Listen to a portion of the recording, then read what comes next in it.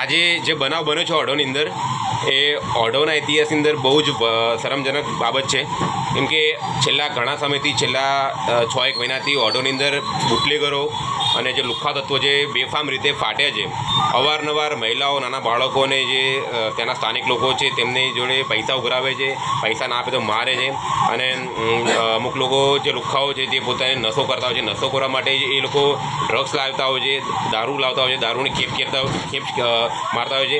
અને આ વસ્તુ જેમને નથી મળતી તો એ લોકો શું છે કે ત્યાંના સ્થાનિક નાગરિકો ઉપર પૈસા જબરજસ્તી પડાવે છે અને પૈસા ના આપે તો મારતા હોય છે.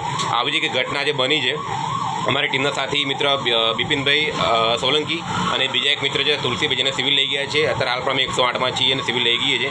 આ તમે જોઈ શકો છો કે માર્યું છે.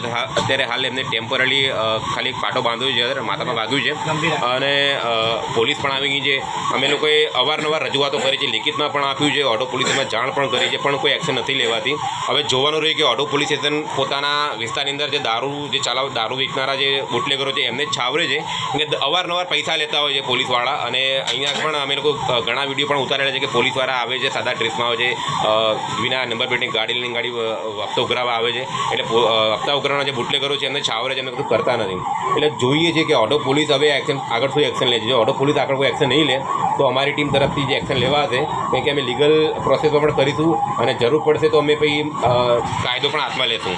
આ વિડીયો આ બુટલેગરોને પહોંચે અને પોલીસને પણ પહોંચે અને પોલીસ તાત્કાલિક ધોરણે કાર્યવાહી હાથ ધરે એ જ આશા. જય ભીમ.